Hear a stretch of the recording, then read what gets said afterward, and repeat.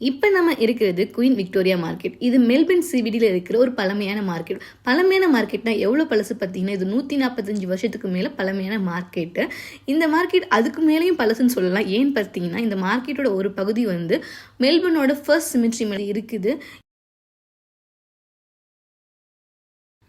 அது மட்டும் இல்லாமல் இந்த மார்க்கெட் தான் சதர்ன் ஹெமிஸ்பியர்லேயே இருக்கிற largest open area market. 17 acres பரப்பளவு உள்ள மார்க்கெட் இது.